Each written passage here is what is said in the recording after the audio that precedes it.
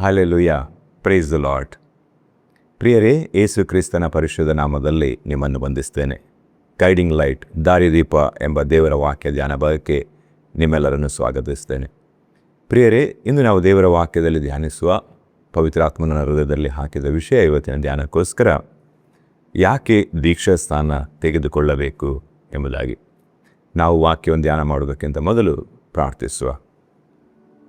ಪ್ರೀತಿಯ ಪರಲೋಕದಲ್ಲಿರುವ ತಂದೆಯಾದ ದೇವರೇ, ಯೇಸು ಕ್ರಿಸ್ತರ ನಾಮದಲ್ಲಿ ನಿಮ್ಮ ಸನ್ನಿಧಿಗೆ ಬಂದಿದ್ದೇವೆ. ತಂದೆ, ನೀವು ಒಳ್ಳೆಯ ದೇವರು, ಒಳ್ಳೆಯದನ್ನೇ ಮಾಡುವ ದೇವರು, ಅತಿ ಪರಿಶುದ್ಧನು, ಅದ್ವಿತೀಯನು, ಮಹೋನ್ನತನು, ಭೂಪರಲೋಕಗಳ ಒಡೆಯ ನೀವು ಆಗಿದ್ದೀರಿ. ತಂದೆ ಸ್ವಾಮಿ, ನಾವು ನಿಮ್ಮ ಸ್ವರವನ್ನು ಕೇಳಲಿಕ್ಕೆ ಬಂದಿದ್ದೇವೆ, ನಿಮ್ಮ ಮಾತುಗಳನ್ನು ಕೇಳಲಿಕ್ಕೆ ಬಂದಿದ್ದೇವೆ ಸ್ವಾಮಿ. ನಿಮ್ಮ ಮಾತುಗಳು ನಿತ್ಯ ಜೀವನ ಕೊಡುವಂಥದ್ದು, ಬದುಕಿಸುವಂಥದ್ದು ರಾಜ.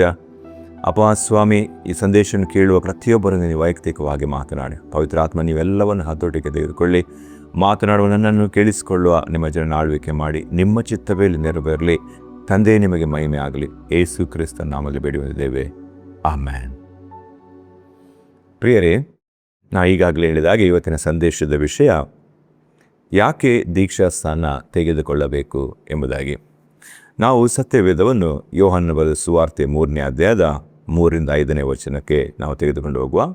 ಅಲ್ಲಿ ಹೀಗೆ ಬರೆಯಲ್ಪಟ್ಟಿದೆ. ಅಲ್ಲಿ ಯೇಸು ಸ್ವಾಮಿ ನಿಕೋದೇಮನೊಂದಿಗೆ ಮಾತನಾಡ್ತಾ ಇದ್ದಾರೆ. ಅದಕ್ಕೆ ಯೇಸು, ನಾನು ನಿಮಗೆ ನಿಜ ನಿಜವಾಗಿ ಹೇಳುತ್ತೇನೆ, ಒಬ್ಬನು ಹೊಸದಾಗಿ ಹುಟ್ಟದಿದ್ದರೆ ಅವನು ದೇವರ ರಾಜ್ಯವನ್ನು ಕಾಣಲಾರನು ಅಂದನು. ನಿಕೋದೇಮನು ಆತನನ್ನು, ಮನುಷ್ಯನು ಮುದುಕನಾದ ಮೇಲೆ ಹುಟ್ಟುವುದು ಹೇಗೆ?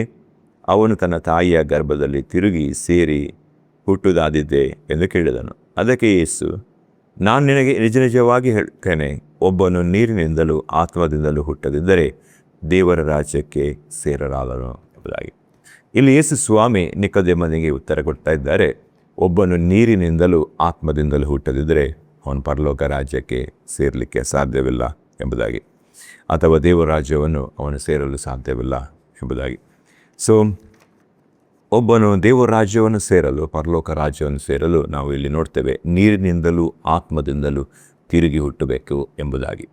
ನೀರಿನಲ್ಲಿ ತಿರುಗಿ ಹುಟ್ಟುವುದು ಅಂದರೆ ಏನು? ನೀರಿನಲ್ಲಿ ತಿರುಗಿ ಹುಟ್ಟುವುದು ಅಂತ ಹೇಳಿದರೆ, ನೀರಿನಲ್ಲಿ ಮುಳುಗಿ ದೀಕ್ಷಾಸ್ಥಾನವನ್ನು ತೆಗೆದುಕೊಳ್ಳುವಂಥದ್ದು.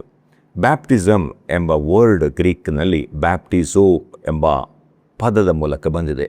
ಬ್ಯಾಪ್ಟಿಸೋ ಎಂಬ ಗ್ರೀಕ್ ಪದದ ಮೂಲಕ ಬಂದಿದೆ. ಅದರ ಅರ್ಥವೇನೆಂದರೆ ಫುಲ್ಲಿ ವೆಟ್ ಅಥವಾ ಡಿಪ್ ಎಂಬುದಾಗಿ, ಅಥವಾ ಸಂಪೂರ್ಣವಾಗಿ ಒದ್ದೆಯಾಗುವುದು ಅಥವಾ ಮುಳುಗುವುದು ಎಂಬುದಾಗಿ, ಅದ್ದುವುದು ಎಂಬುದಾಗಿ ಅದರ ಅರ್ಥವಾಗಿದೆ. ಸೊ ಇಲ್ಲಿ ನಾವು ನೋಡ್ತೇವೆ, ನೀರಿನಲ್ಲಿಯೂ ಆತ್ಮದಲ್ಲಿಯೂ ತಿರುಗಿ ಹುಟ್ಟದಿದ್ದರೆ ಅವನು ದೇವರ ರಾಜ್ಯವನ್ನು ಅಥವಾ ಪರಲೋಕ ರಾಜ್ಯವನ್ನು ಸೇರಲಿಕ್ಕೆ ಅವನಿಗೆ ಸಾಧ್ಯವಿಲ್ಲ ಎಂಬುದಾಗಿ. ಸೊ ಸತ್ಯವೇದದ ಆಧಾರದಲ್ಲಿ ನೀರಿನಲ್ಲಿ ತಿರುಗಿ ಹುಟ್ಟುವುದು ಎಂಬುದಾಗಿ ಹೇಳಿದರೆ, ನೀರಿನಲ್ಲಿ ಮುಳುಗಿ ದೀಕ್ಷಾಸ್ಥಾನವನ್ನು ತೆಗೆದುಕೊಳ್ಳುವಂಥದ್ದು. ಇಲ್ಲಿ ನಾವು ನೋಡುವಾಗ ದೀಕ್ಷಾಸ್ಥಾನವನ್ನು ನೀರಿನಲ್ಲಿ ಮುಳುಗಿ ತೆಗೆದುಕೊಳ್ಳುವಾಗ ಒಬ್ಬ ವ್ಯಕ್ತಿ ನೀರಿನ ಒಳಗೆ ಹೋಗುವಾಗ ಅದೇನನ್ನು ಸೂಚಿಸ್ತದೆ ಅಂತ ಹೇಳಿದರೆ, ಅವನ ಮೊದಲಿನ ಜೀವಿತಕ್ಕೆ ಅವನು ಸಾಯುವಂಥದ್ದು. ಆನಂತರ ಅವನು ಏಳುವಾಗ ಅವನು ಹೊಸ ಮನುಷ್ಯನಾಗಿ ಕ್ರಿಸ್ತನಲ್ಲಿ ತಿರುಗಿ ಹುಟ್ಟುವುದು. ಸೊ ನೀರಿನಲ್ಲಿ ಒಳಗೆ ಹೋದಾಗ ಅದೇನು ಸಿಂಬಲೈಸ್ ಮಾಡ್ತದೆ ಅಂದರೆ, ಅವನ ಮೊದಲಿನ ಜೀವಿತಕ್ಕೆ ಅವನು ಮರಣ ಹೊಂದುವುದು, ಮೊದಲನೇ ಜೀವಿತಕ್ಕೆ ಸಾಯುವುದು, ಅವನು ಹೊಸಬನಾಗಿ ಹುಟ್ಟಿ ಬರುವುದು, ಕ್ರಿಸ್ತನಲ್ಲಿ ತಿರುಗಿ ಹುಟ್ಟಿ ಬರುವುದು. ಇದು ನೀರಿನಲ್ಲಿ ಮುಳುಗಿ ದೀಕ್ಷಾಸ್ಥಾನ ತೆಗೆದುಕೊಳ್ಳುವ ಅರ್ಥ. ಸೊ ಇಲ್ಲಿ ನಾವು ನೋಡುವ ಮುಂದಿನ ವಾಕ್ಯ ಭಾಗದಲ್ಲಿ ಯಾಕೆ ನೀರಿನ ದೀಕ್ಷಾಸ್ಥಾನ ತೆಗೆದುಕೊಳ್ಬೇಕು, ಯಾಕೆ ನೀರಿನಲ್ಲಿ ಮುಳುಗಿ ದೀಕ್ಷಾಸ್ಥಾನ ತೆಗೆದುಕೊಳ್ಳಬೇಕೆಂಬುದಾಗಿ. ಸೊ ಮೊದಲನೇಗಾಗಿ ಈಗ ನಾವು ನೋಡಿದ್ದೇವೆ, ದೇವರ ರಾಜ್ಯವನ್ನು ಒಬ್ಬನು ಸೇರಬೇಕಾದ್ರೆ ಅವನು ನೀರಿನಲ್ಲಿ ಮುಳುಗಿ ದೀಕ್ಷಾಸ್ಥಾನವನ್ನು ತೆಗೆದುಕೊಳ್ಳಬೇಕು. ಈಗಾಗಲೇ ಸ್ವಾಮಿ ಹೇಳಿದ ಮಾತಿನಿಂದ ನಾವು ಗ್ರಹಿಸಿದ್ದೇವೆ, ಒಬ್ಬನು ನೀರಿನಿಂದಲೂ ಆತ್ಮದಿಂದಲೂ ತಿರುಗಿ ಹುಟ್ಟದಿದ್ದರೆ ಅವನು ದೇವರ ರಾಜ್ಯಕ್ಕೆ ಸೇರಲಾರನು, ಅವನು ಪರಲೋಕ ರಾಜ್ಯವನ್ನು ಸೇರಲಾರನು ಎಂಬುದಾಗಿ. ಇದು ನಾವು ನೋಡುವಾಗ ಮಾರ್ಕನ ಬರೆದ ಸುವಾರ್ತೆ 16ನೇ ಅಧ್ಯಾಯದ 15ನೇ ವಚನವನ್ನು ನಾವು ನೋಡಿಕೊಳ್ಳುವ. ಅಲ್ಲಿ ನಾವು ನೋಡ್ತೀವಿ, ಯೇಸು ಸ್ವಾಮಿ ಕಡೆಯದಾಗಿ ಶಿಷ್ಯರೊಂದಿಗೆ ಮಾತನಾಡ್ತಿದ್ದಾರೆ. ಆಮೇಲೆ ಅವರಿಗೆ, ನೀವು ಲೋಕದ ಎಲ್ಲ ಕಡೆಗೆ ಹೋಗಿ ಜಗತ್ತಿಗೆಲ್ಲ ಸುವಾರ್ತೆಯನ್ನು ಸಾರಿರಿ. ನಂಬಿ ದೀಕ್ಷಾಸ್ನಾನ ಮಾಡಿಸಿಕೊಳ್ಳುವವನು ರಕ್ಷಣೆ ಹೊಂದುವನು, ನಂಬದೇ ಹೋಗುವವನು ದಂಡನೆಗೆ ಗುರಿಯಾಗುವನು ಎಂಬುದಾಗಿ. ಸೊ ಯೇಸು ಸ್ವಾಮಿ ಹೇಳ್ತಾರೆ, ನೀವು ಜಗತ್ತಿಗೆಲ್ಲ ಹೋಗಿ ಸುವಾರ್ತೆಯನ್ನು ಸಾರಿರಿ, ನಂಬಿ ಆ ದೀಕ್ಷಾಸ್ನಾನ ಮಾಡಿಸಿಕೊಳ್ಳುವವನು ಅವನು ರಕ್ಷಣೆ ಹೊಂದುವನು, ನಂಬದಿರುವವನು ದಂಡನೆಗೆ ಗುರಿಯಾಗುವನು ಎಂಬುದಾಗಿ. ಸೊ ಈ ವಾಕ್ಯ ಭಾಗವನ್ನು ಸ್ಪಷ್ಟವಾಗಿ ನಾವು ನೋಡ್ತೇವೆ. ಒಬ್ಬನು ತನ್ನ ಪಾಪಗಳಿಗೆ ಪಶ್ಚಾತ್ತಾಪಪಟ್ಟು ಮಾನಸಾಂತರ ಹೊಂದಿ ಯೇಸು ಕ್ರಿಸ್ತನು ಶಿಲುಬೆಯಲ್ಲಿ ನನ್ನ ಪಾಪಗಳಿಗೋಸ್ಕರ ಶಿಕ್ಷೆಯನ್ನು ಅನುಭವಿಸಿ ಸತ್ತು ಉಣಲ್ಪಟ್ಟು ಮೂರನೇ ದಿವಸ ಎದ್ದು ಬಂದಿದ್ದಾರೆ, ನಂತರ ಆತನು ತಿರುಗಿ ಬರ್ತಾರೆ ಎಂಬುದಾಗಿ ನಂಬಿ ತನ್ನ ಜೀವಿತವನ್ನು ಯೇಸುವಿಗಾಗಿ ಜೀವಿಸ್ತೇನೆ ಎಂಬುದಾಗಿ ನಿರ್ಧಾರ ಮಾಡಿ ತನ್ನ ಹಳೆಯ ಬದುಕಿಗೆ ಸತ್ತು ಹೊಸಬನಾಗಿ ಜೀವಿಸಲಿಕ್ಕೆ ನಿರ್ಧಾರ ಮಾಡಿ ನೀರಿನಲ್ಲಿ ಮುಳುಗಿ ದೀಕ್ಷಾ ಸ್ಥಾನ ತೆಗೆದುಕೊಂಡಾಗ ಆತನ ರಕ್ಷಣೆ ಹೊಂತಾನೆ. ಹಲ್ಲೆಲೂಯ. ಸೊ ಇಲ್ಲಿ ನಾವು ನೋಡ್ತೇವೆ, ಯಾರು ಸುವಾರ್ತೆ ಅಂದರೆ ಯೇಸು ಕ್ರಿಸ್ತನು ನನ್ನ ಪಾಪಗಳಿಗೋಸ್ಕರ ಶಿಲುಬೆಯಲ್ಲಿ ಸತ್ತಿದ್ದಾರೆ, ಪಾಪ ಶಾಪವನ್ನು ಆತನು ಹೊತ್ತಿದ್ದಾನೆ, ಸತ್ತು ಹುಣಲ್ಪಟ್ಟು ಮೂರನೇ ದಿವಸದಲ್ಲಿ ಎದ್ದು ಬಂದು ಆತನ ಪರಲೋಕದಲ್ಲಿ ಆಸೀನರುಡನಾಗಿದ್ದಾನೆ, ತಿರುಗಿ ನನಗೋಸ್ಕರ ಬರ್ತಾರೆ ಎಂಬುದಾಗಿ ಯಾರು ನಂಬ್ತಾರೋ ಅದು ಸುವಾರ್ತೆ. That is gospel, good news. ಅದನ್ನು ನಂಬಿ ಯಾರು ದೀಕ್ಷಾಸ್ಥಾನ ತೆಗೆದುಕೊಳ್ತಾರೋ ಅವರ ದಂಡನೆಯಿಂದ ಅಂದರೆ ನಿತ್ಯ ನರಕದಿಂದ, ನಿತ್ಯ ಮರಣದಿಂದ ಅವರು ತಪ್ಪಿಸಿಕೊಳ್ತಾರೆ. ಹಲ್ಲೆಲೂಯ. ಸೊ ಮೊದಲನೇದಾಗಿ ನಾವು ನೋಡಿದ್ದೇವೆ ಯಾಕೆ ದೀಕ್ಷಾಸ್ಥಾನ ತೆಗೆದುಕೊಳ್ಳಬೇಕು ಎಂಬುದಾಗಿ ನೋಡುವಾಗ ದೇವರ ರಾಜ್ಯವನ್ನು ಸೇರಲು. ಎರಡನೇದಾಗಿ ನಾವು ನೋಡುವಾಗ ನೀರಿನ ದೀಕ್ಷಾಸ್ಥಾನ ಒಂದು ದೇವರ ಆಜ್ಞೆ ಆಗಿದೆ. ನಾವು ನೀರಿನಲ್ಲಿ ಮುಳುಗಿ ದೀಕ್ಷಾಸ್ಥಾನ ತೆಗೆದುಕೊಳ್ಳಬೇಕು ಎಂಬುದು ದೇವರ ಆಜ್ಞೆ. ಅದು that's a command of God. ಮತ್ತಾಯನ ಬರೆದ ಸುವಾರ್ತೆ 28ನೇ ಅಧ್ಯಾಯದ 18ನೇ ವಚನ. ಆಗ ಯೇಸು ಹತ್ತರಕ್ಕೆ ಬಂದು, ಪರಲೋಕದಲ್ಲಿಯೂ ಭೂಲೋಕದಲ್ಲಿ ಎಲ್ಲ ಅಧಿಕಾರವು ನನಗೆ ಕೊಡಲ್ಪಟ್ಟಿದೆ, ಆದ್ದರಿಂದ ನೀವು ಹೊರಟು ಹೋಗಿ ಎಲ್ಲ ದೇಶಗಳ ಜನರನ್ನು ಶಿಷ್ಯರನ್ನಾಗಿ ಮಾಡಿರಿ, ಅವರಿಗೆ ತಂದೆಯ ಮಗನ ಪವಿತ್ರಾತ್ಮನ ಹೆಸರಲ್ಲಿ ದೀಕ್ಷಾಸ್ನಾನ ಮಾಡಿಸಿ ನಾನು ನಿಮಗೆ ಆಜ್ಞಾಪಿಸಿದೆಲ್ಲ ಕಾಪಾಡಿಕೊಳ್ಳುವುದಕ್ಕೆ ಅವರಿಗೆ ಉಪದೇಶ ಮಾಡಿರಿ ಎಂಬುದಾಗಿ. ಹಲ್ಲೆಲೂಯ. ಸೊ ಇಲ್ಲಿ ಯೇಸು ಸ್ವಾಮಿ ಕಡೆಯ ಮಾತು ನಾವು ನೋಡ್ತಾ ಇದ್ದೇವೆ. ಮತ್ತಾಯನ ಬರೆದ ಸುವಾರ್ತೆಯಲ್ಲಿ ನಾವು ನೋಡ್ತಾ ಇದ್ದೇವೆ. ಯೇಸು ಸ್ವಾಮಿ ಪರಲೋಕಕ್ಕೆ ಏರುವುದಕ್ಕಿಂತ ಮೊದಲು ಏನು ಹೇಳ್ತಾರೆ ಅಂದರೆ, ಅವರಿಗೆ ತಂದೆ ಮಗ ಪವಿತ್ರಾತ್ಮನ ಹೆಸರಲ್ಲಿ ದೀಕ್ಷಾಸ್ನಾನ ಮಾಡಿಸಿ ನನ್ನ ಉಪದೇಶಗಳನ್ನೆಲ್ಲ ಕಾದುಕೊಳ್ಳುವ ಹಾಗೆ ಅವರಿಗೆ ಬೋಧಿಸಿರಿ ಎಂಬುದಾಗಿ. Hallelujah. So it's A command of god. ಅದು ದೇವರ ಒಂದು ಆಜ್ಞೆ ಆಗಿದೆ. ನಾವು ಯಾವಾಗ ದೇವರ ಆಜ್ಞೆಯನ್ನು ಮೀರ್ತೇವೋ ಅವಿಧೇಯರಾಗ್ತೇವೋ ಅದು ಪಾಪ. ಸೊ ಪಾಪ ಅಂದರೆ ಅರ್ಥ ಏನಂತ ಹೇಳಿದರೆ, ಯಾವಾಗ ನಾವು ದೇವರ ಮಾತನ್ನು, ದೇವರ ಆಜ್ಞೆಯನ್ನು ಅವಿಧೇಯರಾಗ್ತೇವೋ ಅದು ಪಾಪ. ಸೊ ನೀರಿನಲ್ಲಿ ಮುಳುಗಿ ದೀಕ್ಷಾಸ್ನಾನ ಮಾಡಿಕೊಳ್ಳುವುದು ಅಂತ ಹೇಳಿದರೆ ಒಬ್ಬನು ಯೇಸುವಿನೊಂದಿಗೆ ಒಂದು ಕಮಿಟೆಡ್ ರಿಲೇಷನ್ಶಿಪ್ಪಿಗೆ ಬರುವುದು. Is getting committed with the lord. ಅನೇಕರು ಹೇಳ್ತಾರೆ, ನಾವು ಯೇಸುವನ್ನು ನಂಬಿದ್ದೇನೆ, ನಾನು ಯೇಸುವನ್ನು ಪ್ರೀತಿ ಮಾಡ್ತಾ ಇದ್ದೇನೆ, ಯೇಸುವಿಗಾಗಿ ಜೀವಿಸ್ತೇನೆ, ಆದರೆ ನಾನು ದೀಕ್ಷಾಸ್ನಾನ ತೆಗೆದುಕೊಳ್ಳುವುದಿಲ್ಲ ಎಂಬುದಾಗಿ ಹೇಳ್ತಾರೆ. It is a uncommitted relationship. So ದೀಕ್ಷಾಸ್ನಾನ ತೆಗೆದುಕೊಳ್ಳುವಾಗ ಕಮಿಟ್ಮೆಂಟ್. ಗಂಡು ಮತ್ತು ಹೆಣ್ಣು ಇರ್ತಾರೆ, ಅವರು ಹೇಳ್ತಾರೆ ನಾವು ಒಬ್ಬರೊಬ್ಬರು ಪ್ರೀತಿ ಮಾಡ್ತೇವೆ, ನಾವು ಒಟ್ಟಿಗೆ ಇರ್ತೇವೆ ಎಂಬುದಾಗಿ ಡಿಸೈಡ್ ಮಾಡ್ತಾಯಿದ್ರು. That is wrong. ಅದು ಆಗುವುದಿಲ್ಲ. There should be a commitment. ಅವರ ಮಧ್ಯದಲ್ಲಿ ಒಂದು ಕಮಿಟ್ಮೆಂಟ್, ಒಂದು ಗುರುತು ಇರಬೇಕು. ಸೊ ಇಲ್ಲಿ ನಾವು ನೋಡುವಾಗ ದೀಕ್ಷಾಸ್ನಾನ ಎನ್ನುವಂಥದ್ದು ಯೇಸುವಿನೊಂದಿಗೆ ಒಂದು ನಿಶ್ಚಿತಾರ್ಥ. 2 ಕೊರಿಂಥ 11ನೇ ಅಧ್ಯಾಯದ 2ನೇ ವಚನ. ಯಾಕೆಂದರೆ ದೇವರಲ್ಲಿರುವಂತಹ ಚಿಂತೆಯಿಂದಲೇ ನಾನು ನಿಮ್ಮ ವಿಷಯದಲ್ಲಿ ಚಿಂತಿಸ್ತೇನೆ, ನಿಮ್ಮನ್ನು ಕ್ರಿಸ್ತನೆಂಬ ಒಬ್ಬನೇ ಪುರುಷನಿಗೆ ಶುದ್ಧ ಕನ್ಯೆಯಂತೆ ಒಪ್ಪಿಸಬೇಕೆಂದು ನಿಮ್ಮನ್ನು ಆತನಿಗೆ ನಿಶ್ಚಯ ಮಾಡಿದನಲ್ಲ ಎಂಬುದಾಗಿ. ಹಲ್ಲೆಲೂಯ. ಯಾವಾಗ ಅದು ಆಯಿತು? ಯಾವಾಗ ದೀಕ್ಷಾಸ್ನಾನ ಆಯಿತು ಆಗ ಯೇಸುವಿನೊಂದಿಗೆ ನಿಶ್ಚಯವಾಯಿತು. ಯೇಸುವಿನ 2ನೇ ಬರುಣದಲ್ಲಿ ನಾವು ಯೇಸುವಿನೊಂದಿಗೆ ಐಕ್ಯವಾಗ್ತೇವೆ. ನಾವು ಯೇಸುವಿನ ಮೊದಲ ಗಿತ್ತಿ, ಆತನು ಮೊದಲಿಂಗನಾಗಿದ್ದಾನೆ. ಹಲ್ಲೆಲೂಯ.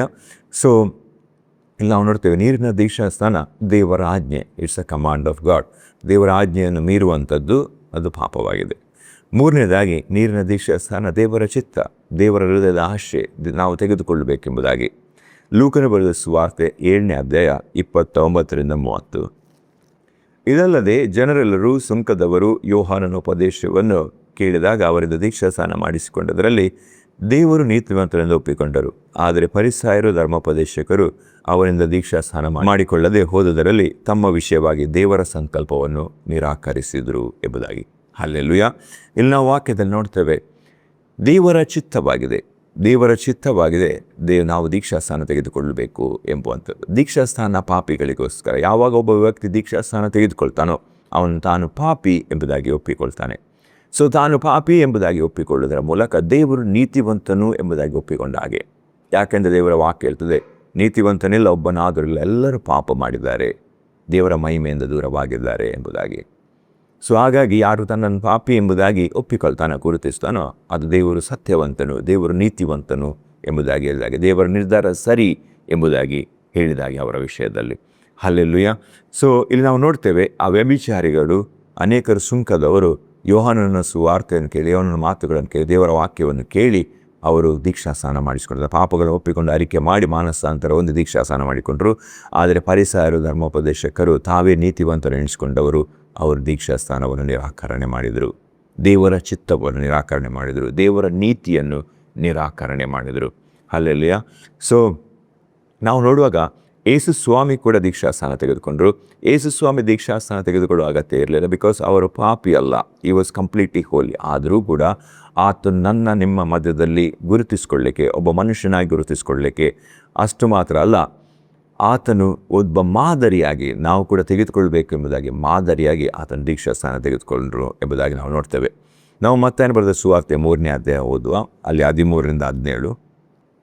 ಆ ಕಾಲದಲ್ಲಿ ಯೇಸು ಯೋಹಾನನಿಂದ ಸ್ನಾನ ಮಾಡಿಸಿಕೊಳ್ಳಬೇಕೆಂದು ಗಲಿಲಾಯದಿಂದ ಯೊರ್ದಾನ್ ಹೊಳೆಗೆ ಬಂದನು. ಆಗ ಯೋಹಾನನು, ನಾನು ನಿನ್ನಿಂದ ಸ್ನಾನ ಮಾಡಿಸಿಕೊಳ್ಳತಕ್ಕದಾಗಿರುವುದಲ್ಲಿ ನೀನು ನನ್ನ ಬಳಿಗೆ ಬರುವುದೇನು ಎಂದು ಹೇಳಿ ಆತನನ್ನು ತಡೆಯುತ್ತಾ ಇದ್ದನು.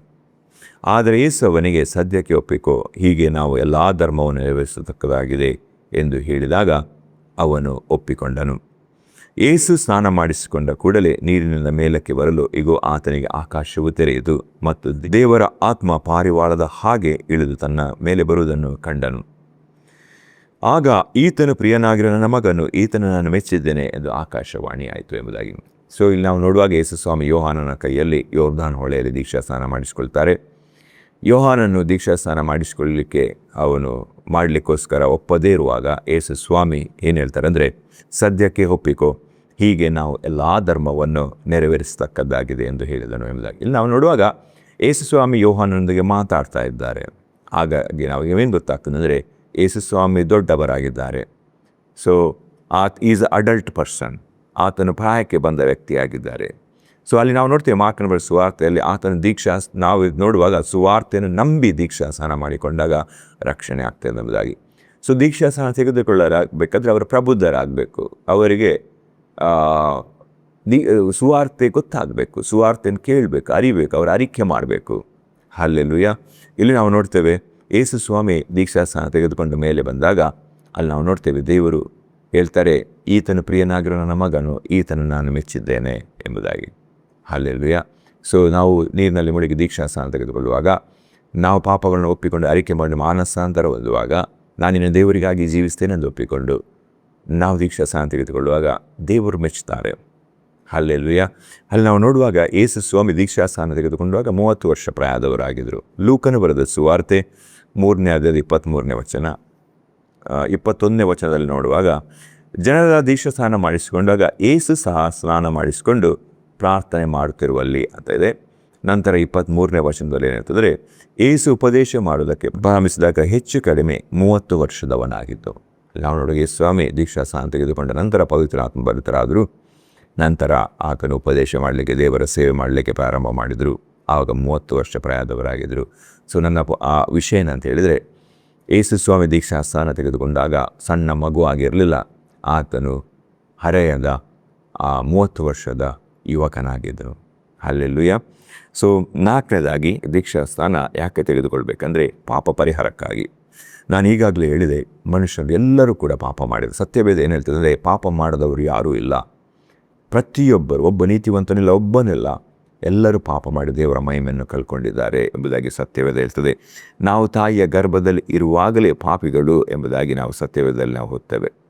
ಯಾವಾಗ ಆದಾಮನು ಪಾಪ ಮಾಡಿದನೋ, ಆ ಪಾಪ ಸಂತತಿಯಿಂದ ರಕ್ತದ ಮೂಲಕ ಪ್ರತಿಯೊಬ್ಬರನ್ನು ಹಿಡಿದು ಪಾಪಕ್ಕೆ ಪ್ರೇರೇಪಿಸಿ ಪಾಪದಲ್ಲಿ ಜೀವಿಸುವ ಹಾಗೆ ಮಾಡಿತು. ಸೊ ಯಾರು ಹೇಳಲಿಕ್ಕಿಲ್ಲ, ನಾನು ಪಾಪವೇ ಮಾಡಲಿಲ್ಲ, ದೇವರ ಚಿತ್ತಕ್ಕೆ, ದೇವರ ಆಜ್ಞೆಯ ವಿರುದ್ಧವಾಗಿ ನಾನು ನಡೀಲೇ ಇಲ್ಲ ಎಂಬುದಾಗಿ ಯಾರೂ ಕೂಡ ಹೇಳುವಾಗಿಲ್ಲ. ಸೊ ದೀಕ್ಷಾ ಸ್ನಾನ ಯಾಕೆ ಅಂತ ಹೇಳಿದರೆ ಪಾಪ ಪರಿಹಾರಕ್ಕಾಗಿ. ಅಂದರೆ ಒಬ್ಬನು ತಾನು ಇಷ್ಟನಕ ನಾನು ದೇವರ ವಾಕ್ಯಕ್ಕೆ, ದೇವರ ಆಜ್ಞೆಗೆ ವಿರುದ್ಧವಾಗಿ ನಡೆದಿದ್ದೇನೆ, ಅವಿಧೇಯನಾಗಿದ್ದೇನೆ ಎಂದು ಒಪ್ಪಿಕೊಂಡು ಅರಿಕೆ ಮಾಡಿ ಮಾನಸಾಂತರ ಹೊಂದಿ, ಮಾನಸಾಂತರ ಅಂತ ಹೇಳಿದರೆ ಆ ಜೀವಿತದಲ್ಲಿ ನಾನು ಇನ್ನು ಹೊರಗೆ ಬರ್ತೇನೆ, ಇನ್ನು ನಾನು ದೇವರ ಚಿತ್ತಕ್ಕೆ, ದೇವರ ಆಜ್ಞೆಗೆ ವಿಧೇಯನಾಗಿ ಬದುಕ್ತೇನೆ ಎಂಬ ನಿರ್ಧಾರವನ್ನು ಮಾಡುವಂಥದ್ದು. ನಂತರ ದೇವರು ಬಲವನ್ನು ಕೊಡ್ತಾರೆ. ದೇವರು ಅದಕ್ಕೆ ಬೇಕಾದ ಶಕ್ತಿಯನ್ನು, ಪವಿತ್ರ ಆತ್ಮನ ಬಲವನ್ನು, ನಾವು ನಮ್ಮ ಸ್ವಂತ ಬಲದಿಂದ ದೇವರ ಆಜ್ಞೆಗಳನ್ನು, ದೇವರ ನೀತಿಯನ್ನು ಅನುಸರಿಸಲಿಕ್ಕೆ ಸಾಧ್ಯವಿಲ್ಲ. ನಮ್ಮ ಸ್ವಂತ ಪ್ರಯತ್ನದಿಂದ ಮಾಡಲಿಕ್ಕೆ ಆಗುವುದಿಲ್ಲ, ಸ್ವಂತ ಬಲದಿಂದ ಆಗುವುದಿಲ್ಲ. ಅದಕ್ಕೆ ವಾಕ್ಯ ಹೇಳ್ತದೆ, ಬಲದಿಂದಲ್ಲ, ಪರಾಕ್ರಮದಿಂದಲ್ಲ, ಯೆಹೋವನ ಆತ್ಮನಿಂದಲೇ ಎಂಬುದಾಗಿ. ಸೊ ಯಾವಾಗ ನಾವು ಸರೆಂಡರ್ ಆಗ್ತೇವೆ, ನಾವು ಒಪ್ಪಿಕೊಳ್ತೇವೋ, ದೇವರು ತನ್ನ ಬಲದಿಂದ ನಮ್ಮನ್ನು ತುಂಬಿಸ್ತಾರೆ, ಪವಿತ್ರಾತ್ಮನ ಬಲವನ್ನು ತುಂಬಿಸ್ತಾರೆ. ಆ ಮೂಲಕ ನಾವು ದೇವರಿಗಾಗಿ ದೇವರ ನೀತಿಯನ್ನು ಅನುಸರಿಸ್ಬೋದು, ಪರಿಶುದ್ಧ ಜೀವಿತವನ್ನು ಮಾಡ್ಬೋದು. ಯೇಸುವಿನ ರಕ್ತ ನಮ್ಮನ್ನು ಸಕಲ ಪಾಪದಿಂದ ತೊಳೆದು ಶುದ್ಧ ಮಾಡ್ತದೆ. ಪವಿತ್ರಾತ್ಮನು ನಾವು ಪರಿಶುದ್ಧ ಜೀವಿತವನ್ನು ಮಾಡಲಿಕ್ಕೆ ಬೇಕಾದ ಬಲವನ್ನು ನೀಡ್ತಾರೆ, ಜ್ಞಾನವನ್ನು ನೀಡ್ತಾರೆ. ಯಾವಾಗ ನಾವು ದೇವರೊಂದಿಗೆ ಫೆಲೋಶಿಪ್ ಮಾಡ್ತೇವೋ, ಪವಿತ್ರಾತ್ಮನ ಅನ್ಯೋನ್ಯತೆಯಲ್ಲಿ ನಡೀತೇವೋ, ದೇವರ ವಾಕ್ಯವನ್ನು ಧ್ಯಾನಿಸ್ತೇವೋ, ಹಾಗೆ ದೇವರು ನಮ್ಮ ಹೃದಯದಲ್ಲಿ ನಮ್ಮ ಜೀವಿತದಲ್ಲಿ ಕಾರ್ಯವನ್ನು ಮಾಡ್ತಾ ಹೋಗ್ತಾರೆ. ಹಲ್ಲೆಲೂಯಾ. ಮಾರ್ಕನ ಬರೆದ ಸುವಾರ್ತೆ 1ನೇ ಅಧ್ಯಾಯ 4ನೇ ವಚನ.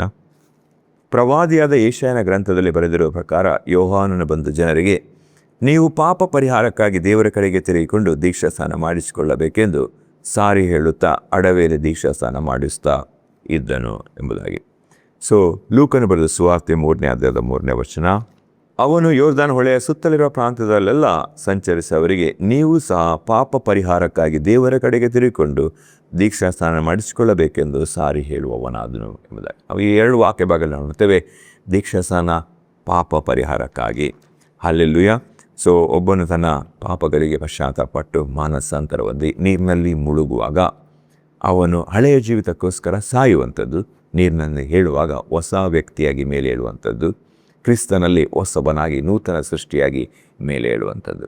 ಹಲ್ಲೆಲೂಯಾ. ನಾವು ಅಪೊಸ್ತಲರ ಕೃತ್ಯ 2ನೇ ಅಧ್ಯಾಯ 37 ಮತ್ತು 38ನೇ ವಚನವನ್ನು ನೋಡುವ. ಇದನ್ನು ಅವರು ಹೇಳಿ ಹೃದಯದಲ್ಲಿ ಹಲಗು ನೆಟ್ಟಂತಾಗಿ ಪೇತ್ರನನ್ನು ಉಳಿದ ಅಪೊಸ್ತಲರನ್ನು, ಸಹೋದರರೇ, ನಾವೇನು ಮಾಡಬೇಕು ಎಂದು ಕೇಳಲು ಪೇತ್ರನು ಅವರಿಗೆ, ನಿಮ್ಮ ಪಾಪಗಳು ಪರಿಹಾರವಾಗುವುದಕ್ಕಾಗಿ ನಿಮ್ಮಲ್ಲಿ ಪ್ರತಿಯೊಬ್ಬರು ದೇವರ ಕಡೆಗೆ ತಿರುಗಿಕೊಂಡು ಯೇಸು ಕ್ರಿಸ್ತನ ಹೆಸರಿನ ಮೇಲೆ ದೀಕ್ಷಾಸ್ನಾನ ಮಾಡಿಸಿಕೊಳ್ಳಿರಿ, ಆಗ ನೀವು ಪವಿತ್ರಾತ್ಮ ದಾನವನ್ನು ಹೊಂದುವಿರಿ. ಹಲ್ಲೆಲೂಯಾ. ಇಲ್ಲಿ ನಾವು ನೋಡ್ತೇವೆ, ನೀವು ದೀಕ್ಷಾಸ್ನಾನ ಮಾಡಿಸಿಕೊಂಡಾಗ ಪವಿತ್ರಾತ್ಮ ದಾನವನ್ನು ಹೊಂದುವಿರಿ ಎಂಬುದಾಗಿ. ನಿಮ್ಮ ಪಾಪಗಳ ಪರಿಹಾರಕ್ಕೋಸ್ಕರ ನೀವು ದೀಕ್ಷಾಸ್ನಾನ ಮಾಡಿಸಿಕೊಳ್ಳಿ, ಆಗ ಪವಿತ್ರಾತ್ಮ ವರವನ್ನು ಹೊಂದಿಕೊಳ್ತೀರಿ ಎಂಬುದಾಗಿ.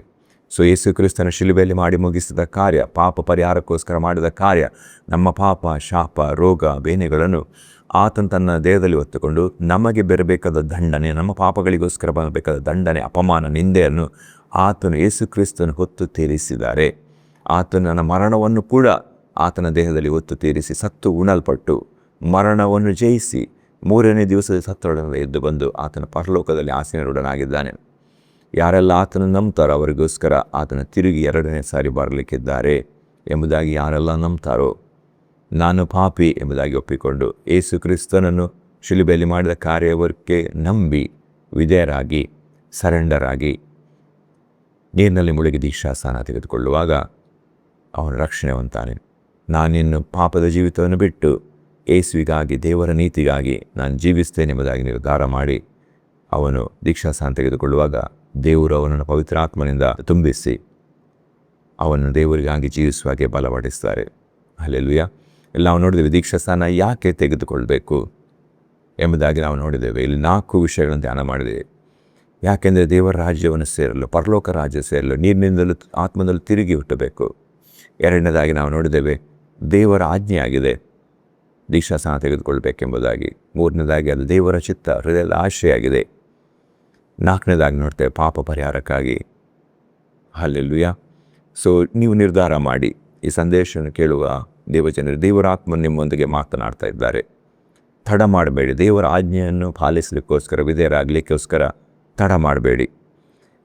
ಪಾಪಕ್ಕೆ ಪಶ್ಚಾತ್ತಾಪಪಟ್ಟು ಮಾನಸಾಂತರ ಹೊಂದಿ ಹಳೆ ಜೀವಿತಕ್ಕೆ ನಾನು ಸತ್ತು ನಾನು ಹೊಸಬನಾಗಿ ಬದುಕ್ತೇನೆ, ಯೇಸುವಿಗಾಗಿ ಜೀವಿಸ್ತೇನೆ ಎಂಬ ನಿರ್ಧಾರವನ್ನು ಮಾಡಿ.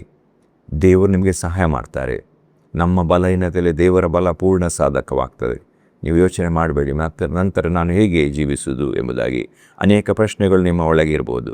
ಆದರೆ ದೇವರ ಆತ್ಮನು, ಪವಿತ್ರ ಆತ್ಮ ನಿಮ್ಮ ಒಳಗೆ, ದೇವರು ಕಳಿಸಿಕೊಡುವ ದೇವರ ಆತ್ಮನು ನಿಮ್ಮನ್ನೆಲ್ಲ ವಿಷಯಗಳಲ್ಲಿ ಉಪದೇಶಿಸಿ, ಬೋಧಿಸಿ, ನಿಮ್ಮನ್ನೆಲ್ಲ ಕೇಡಿನ ತಪ್ಪಿಸಿ, ಕಾಪಾಡಿ ದೇವರಿಗಾಗಿ ಪರಿಶುದ್ಧವಾಗಿ ಇಡಲಿಕ್ಕೋಸ್ಕರ ಸಹಾಯ ಮಾಡ್ತಾರೆ. ಆತನು ಒಳ್ಳೆಯ ಸಹಾಯಕನು. ಯೇಸು ಹೇಳಿದ, ನಾನು ನಿಮಗೆ ಬೇರೊಬ್ಬ ಸಹಾಯಕನನ್ನು ಕಳಿಸಿಕೊಡ್ತೇನೆ ಎಂಬುದಾಗಿ. ಆತನು ಸದಾ ಕಾಲ ನಿಮ್ಮೊಂದಿಗಿರ್ತಾನೆ. ಹಲ್ಲೆಲೂಯಾ. ನಾವು ಪ್ರಾರ್ಥನೆ ಮಾಡುವ. ಪ್ರೀತಿಯ ಪರಲೋಕದಲ್ಲಿರುವ ತಂದೆಯಾದ ದೇವರೇ, ಯೇಸು ಕ್ರಿಸ್ತರ ನಾಮದಲ್ಲಿ ನಿಮ್ಮ ಸನ್ನಿಧಿಗೆ ಬಂದಿದ್ದೇವೆ. ಈ ಒಳ್ಳೆಯ ಸಮಯ, ಒಳ್ಳೆಯ ಅವಕಾಶಕ್ಕಾಗಿ ಸ್ತೋತ್ರ. ನಿಮ್ಮ ಜೀವಳ ವಾಕ್ಯವನ್ನು ಧ್ಯಾನಿಸಲಿಕ್ಕೆ ಕೊಟ್ಟ ಒಳ್ಳೆಯ ಅವಕಾಶಕ್ಕಾಗಿ ಸ್ತೋತ್ರ. ಸಂದೇಶವನ್ನು ಕೇಳಿದ ಪ್ರತಿಯೊಬ್ಬರನ್ನು ನೀವು ವೈಯಕ್ತಿಕವಾಗಿ ಮಾತನಾಡಿದಿರೋದಕ್ಕಾಗಿ ಸ್ತೋತ್ರ. ಹೃದಯವನ್ನು ಸ್ಪರ್ಶಿಸಿದಕ್ಕಾಗಿ ಸ್ತೋತ್ರ. ಪವಿತ್ರಾತ್ಮನೇ ಬಲವಾದ ಕಾರ್ಯವನ್ನು ಮಾಡಿ ನೀವು ಮುಟ್ಟಿಸುವಾಗೆ ತಂದೆ, ನಿಮ್ಮ ಚಿತ್ತ ನೆರವೇರಲಿ ಅವರ ಜೀವಿತದಲ್ಲಿ. ನಿಮ್ಮ ನಾಮ ಮಹಿಮೆ ಹೊಂದಲಿ ಸ್ವಾಮಿ. ಸ್ವಸ್ಥತೆ, ಬಿಡುಗಡೆಗಳುಂಟಾಗಲಿ. ಸೈತಾನ ಮಾಡಿದ ಎಲ್ಲ ಮಂಕುತನ, ಎಲ್ಲ ನೆಗೆಟಿವ್ ಥಾಟ್ಸ್ ಯೇಸು ಕ್ರಿಸ್ತನ ನಾಮದಲ್ಲಿ ಮುರಿಯಲ್ಪಡಲಿ. Thank you Holy Spirit. ಪವಿತ್ರ ಆತ್ಮ ನೀವು ಅಭಿಷೇಕಿಸಿ ಬಲಪಡಿಸಿ ಸ್ವಾಮಿ. ಅವರ ಹೃದಯದಲ್ಲಿ ಕಾರ್ಯ ಮಾಡೋದಕ್ಕಾಗಿ ಸ್ತೋತ್ರ. ನಿಮ್ಮ ನಾಮ ಒಂದೇ ಅವರ ಜೀವಿತದಲ್ಲಿ ಮಹಿಮೆ ಹೊಂದಲಿ ಅಪ್ಪ. ಯೇಸು ಕ್ರಿಸ್ತನ ನಾಮದಲ್ಲಿ ಬೇಡಿ ಹೊಂದಿದ್ದೇವೆ, ಆಮೆನ್. ಈ ಸಂದೇಶ ನಿಮಗೆ ಆಶೀರ್ವಾದದಾಯಕ ಆಗಿರೋದಾದರೆ ಚಾನಲನ್ನು ಸಬ್ಸ್ಕ್ರೈಬ್ ಮಾಡಿ, ಲೈಕ್ ಮಾಡಿ, ಕಮೆಂಟ್ ಮಾಡಿ. ಸಂದೇಶವನ್ನು ನಿಮ್ಮ ಪ್ರೀತಿ ಪಾತ್ರರೊಂದಿಗೆ ಹಂಚಿಕೊಳ್ಳಿ. ಅವರನ್ನು ಬ್ಲೆಸ್ ಮಾಡಿ. ದೇವರು ನಿಮ್ಮನ್ನು ಆಶೀರ್ವದಿಸಲಿ.